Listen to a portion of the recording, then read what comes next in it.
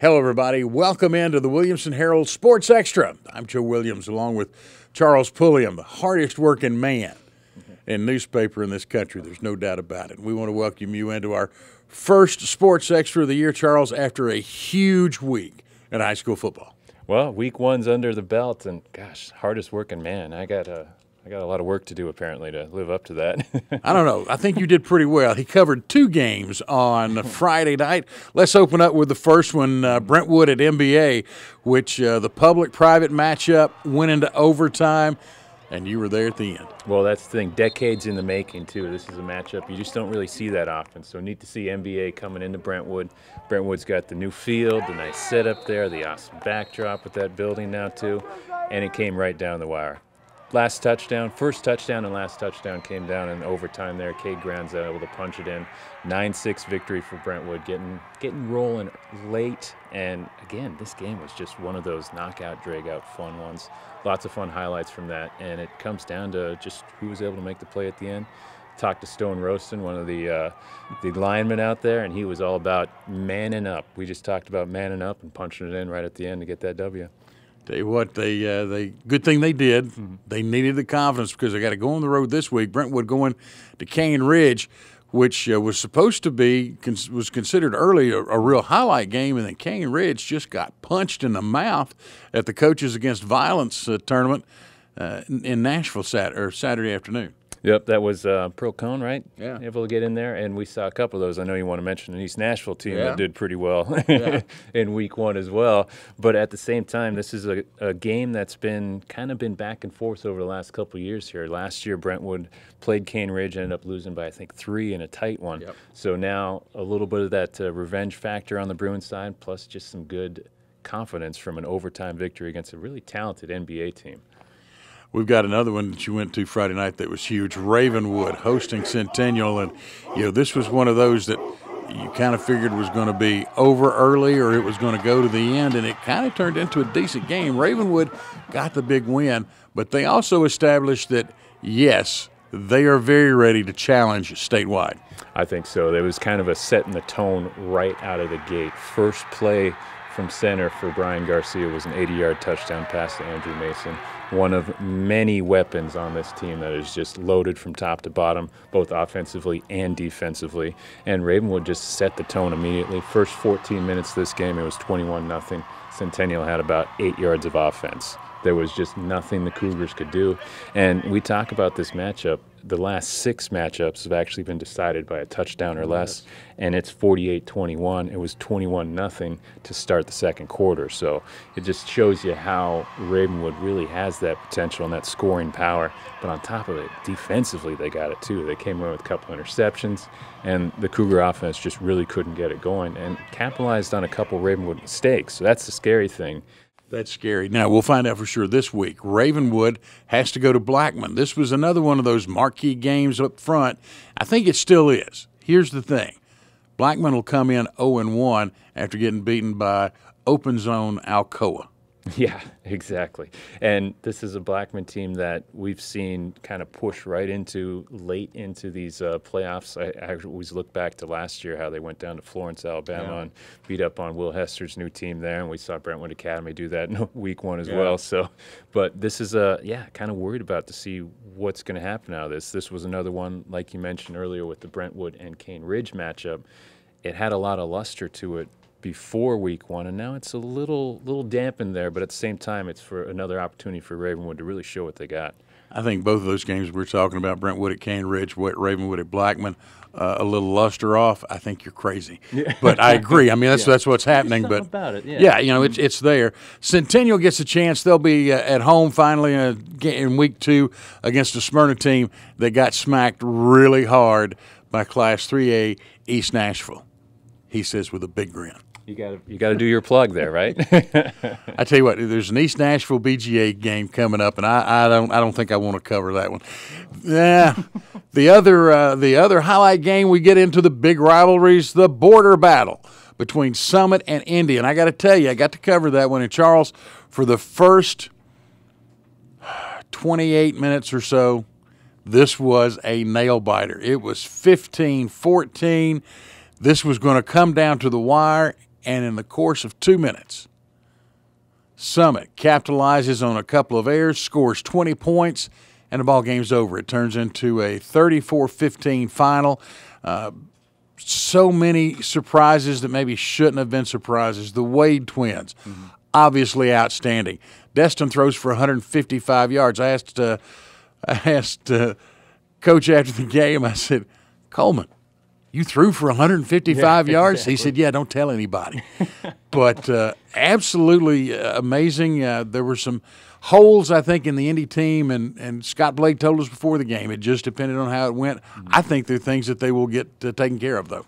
Well, and that's one thing you and I talked about was Ethan Cash coming back at quarterback for Independence. He's got such good potential and such great, experience now with a couple of years under his belt. And it's just a matter of getting more in tune with those receiver cores. And at the same time, the secret's out definitely for Summit. I mean, Destin Wade, we saw little flashes of it as a freshman starter last year. Now as a sophomore coming in, he goes 12-19, 155 like he said. But he can run the ball well. He rushed for 82 yards and another touchdown as well. That's a dangerous team because you still got George Odemegwu. You got his brother Keaton out there. There's a lot of good name players on this Summit team. I think that's the first of many W's we're going to see from them. Summit gets to go down to their other arch rival, Spring Hill, this Friday. That'll be a great game. Independence travels to CPA, and this is another one of those contests we talk about the luster. I never imagined, you could have asked me years ago, never would have imagined that both Independence and CPA would be 0-1 going into this ball game, but the Lions got handed it pretty well down in Memphis. Well, and we've talked about CPA all season, or all preseason here going into this, coming off that 14-0 championship season last year, but they lost 31 seniors. I mean, as veteran of a club you're going to come across, so many new faces to fill, or new shoes to fill, everything. Still trying to figure some stuff out there, obviously. Coach Ingle Martin's got his hands full, but at the same time, I see him excited about these opportunities because he's molding these guys in, and he still has not let up that schedule at all, too, because he knows this is where you get that experience. Yeah, it might take some lickings here and there, but this is going to be the ones when these guys are seniors is going to make it all pay off for sure.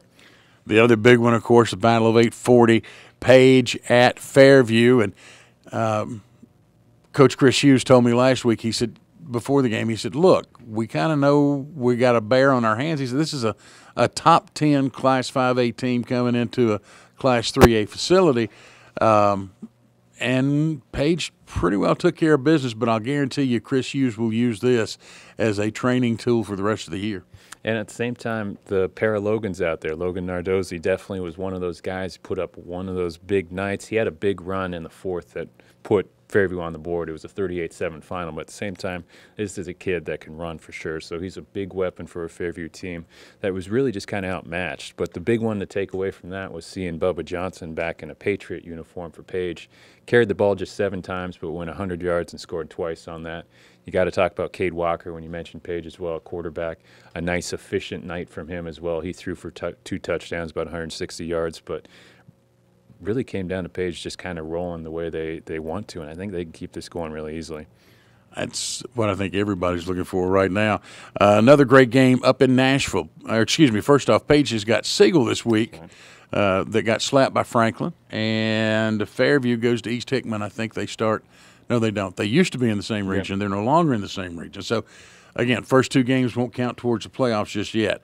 In Nashville, BGA went to McGavock. This is Class 2A Division II BGA. This is Class 6A McGavock. And it got ugly. Yeah, and a battle of some real athletes out there, too. The Raiders got some guys out there. Yeah. But when you think BGA, these are returning the bulk of their scoring guys from last year, which is a dangerous thing when you're going to quarterback Nick Stemptenfelter, the Bucknell commit out there. He threw for 5 touchdowns, 356 yards. Garnett Hollis was his favorite target. Caught the ball just 6 times, but it goes for 205 yards and 3 touchdowns. Touchdown scores of 31, 63, and 55. So that senior-to-senior connection, that's a strong one right there. At the same time, Antonio Stevens was the one who triggered all of this offense. It was a 48-21 game. He triggered it with a scoop and score on a fumble recovery. So the defense was really what sparked this team. Coach Jonas Rodriguez, new coach there at BGA, nice way to start. Always fun to get a win the first time you're coaching. BGA will go to Father Ryan this week. Ryan went up to Bowling Green and beat the Bowling Green Purple, they're called. Mm-hmm. And this is Brian Rector's 4th year, I think, at Father Ryan. And it's like kids when you have an erector set. That's just how he builds. I call them rector sets. I saw him do it at Ravenwood. I saw him do it at Centennial. And I think he's doing it again at Father Ryan. And this is kind of that year where we're going to see some of that. He's got some of those key guys coming back, a lot of experience, and from a team that was right there in a upset potential at the first round of the playoffs just last year. So it's a dangerous one. Could very well be. The other game that came off over the weekend on Friday night, Franklin. Let's hear it for Franklin. Franklin beat Siegel. Why is that such a big deal? Because it's the first time in over half a decade that the Rebels are 1-0 after week 1. It's a rare stat, but when you really look at it, it's been 0-1 starts for a long time here, and finally bucking that trend, and they get another Murfreesboro team this week now. Yeah, they get Riverdale this week that was a winner. So 2 1-0 teams. And the funny part about that, it has always been a scheduling issue. You know, the guys at Franklin have always scheduled tough early games, and sometimes it's good and sometimes it's not. Other games this week, Nolensville, GCA, both at home. Brentwood Academy going on the road, and I mean on the road. Last week they went to Florence, Alabama. This week they're in Milton, Georgia. Understand each of the kids now with very nice frequent flyer mile accounts as they go planning for the rest of the year. Well, that's you go to that BA game, Jordan James kind of has turned on to the stage here over this summer. He had an incredible offseason, getting offers from everyone. Anytime you get an Alabama offer, you got to say that. And James rushed for 3 touchdowns, I think, 150-some yards in that win against a tough Florence team. I mean, again, this is our former Wilco mentor, Will Hester's team down there, and he's playing in the top classification in Alabama. These are big schools down there, and Brentwood Academy really just took it to them. Here's something you need to know that I didn't know until last week, though. In the state of Alabama, you don't get to play scrimmages or preseason games. That's the first time his kids had played anybody else other than themselves. And you're doing it against the 4-time defending Division II AAA state champions. Yeah. We're not going to make it tough on ourselves or anything. Again, scheduling. You know, I always kid the coaches about, coach. Yeah, who's scheduling for you? Who's killing you? And most coaches go, me. Yeah. You know, that's the bad part. For the most part, they get to help schedule their own. But that's football for this week. Also starting this week in the Williamson Herald, see it in the paper, a new Gateway Tire and Auto Athletes of the Week. Charles, we're all pretty proud of this. Tell us what's going on. We really like this. So on Thursday, we're going to debut it. Actually, we're going to debut it here on Tuesday as well because we'll have it online. But we're having 1 female and 1 male athlete of the week picked each week here. And just really kind of excited. Garth has already been, Garth Bolden there at Gateway Tire has been out and about meeting with some of the coaches and the players. And we've got our first 2 already. Destin Wade of Summit. After that big performance to give Summit their just 2nd ever win against Independence, and in very efficient fashion. And on the other side, we have Piper Drazik, the senior setter at Brentwood, one of the only senior for the Lady Bruins teams, and the 6-time defending Class AAA champions. She's a transfer, but she came in at mid-year last year, so she didn't get a play. But she's stepped right into a leadership role, and she's earning the respect of the other players and just kind of guided Brentwood to a great start here. They're 8-2 here early on in the season. Going to be good. That's good, and I love getting the ladies involved in this, and I know Garth is excited about that. And I will tell you that as much as I support the female athletics, nobody is stronger than this guy right here. He started from the very day, and that's one of the reasons I think we've gotten along so well and worked together so well is because we share a lot of the same ideas and many times. Yep. One of the ideas we're going to share now is getting out of here. It is time for us to go. Hope you've enjoyed our first edition. Don't forget, still available, you can get your copy of the Williamson Herald preseason tab. Yes, all 48 pages. But the beauty of that, too, is it's not just the previewer. It's the best thing because you got your schedules, you got all the photos from last year. You get a lot in here, so it's got that shelf life for sure.